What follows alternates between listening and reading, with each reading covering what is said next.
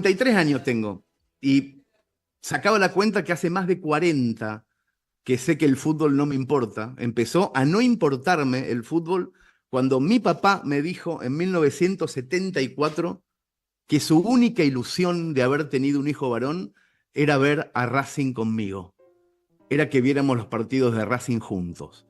Yo nací en el 71, en una época en donde Racing era muy top. Había salido campeón internacional 4 años antes.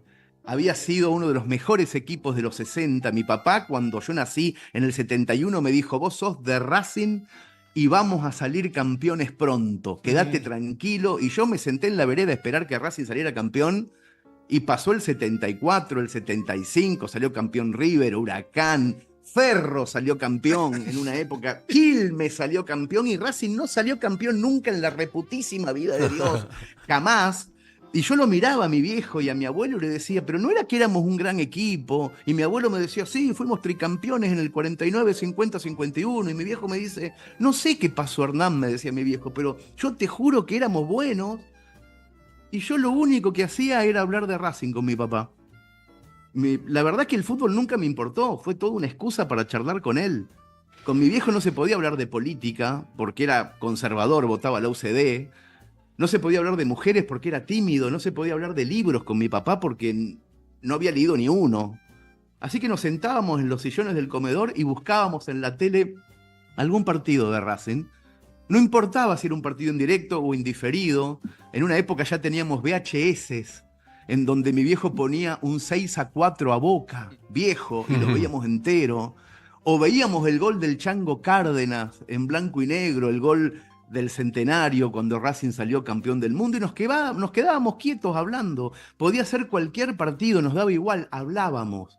Y cuando me fui de mi casa a los 18 años, seguimos con la costumbre. Cada vez que jugaba Racing, mi viejo me llamaba a cualquier departamento de estudiante donde yo viviera, me llamaba y me decía, ¿estás viendo el partido? Siempre me llamaba en el entretiempo y siempre me llamaba con miedo a que yo, en vez de estar viendo el partido, me estuviera drogando o algo. Entonces me hacía preguntas: che, qué bueno el 4 de ellos, ¿eh? ¿Cómo se llama? Me decía. Y si yo le decía cómo se llamaba el 4 de ellos, él sabía que yo estaba viendo el partido y nos quedábamos durante todo el entretiempo charlando por teléfono, y cuando empezaba el segundo tiempo no cortábamos.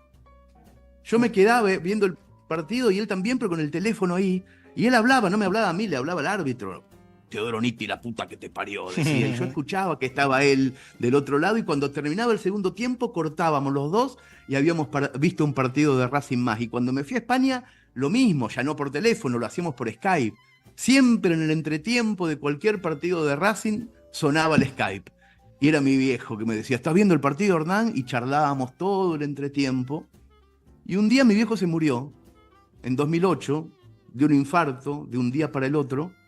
Y yo supe que el fútbol no me importaba cuando él se murió. Supe que a la semana que mi viejo se murió, Andrés, jugaba Racing. Y yo estuve toda esa semana sabiendo que no iba a ver el partido, de bronca. Cuando se muere tu viejo, la primera semana te da bronca. Y entonces yo no iba a ver el partido y faltaba un día y dije, no veo el partido, estaba en Barcelona yo. Y cuando faltaba media hora dije, no voy a ver el partido, me impuse otras tareas para no ver el partido porque mi viejo ya no estaba. Pero cuando faltaron 3, 4 minutos para que empezara el partido, prendí la tele. Y eso que soy ateo, ¿eh? Prendí la tele por las dudas de que exista algo después de la muerte y que ese hombre estuviera viendo que yo no iba a ver el partido. Me daba vergüenza no ver el partido. Pero lo que quiero decir es que el fútbol a mí no me importa, me importaba a él. Sigo sin saber lo que es un enganche, por ejemplo. No reconozco un falso 9, no sé lo que es un 8 mentiroso y todo eso que hablan los que entienden de fútbol. No me importa el juego, solamente me importaba charlar con él. Y ahora que soy adulto, entiendo, por fin ahora lo entiendo, que mi viejo y yo no hablábamos de fútbol, no hablábamos de Racing. Racing nos sirvió para conectar otros temas.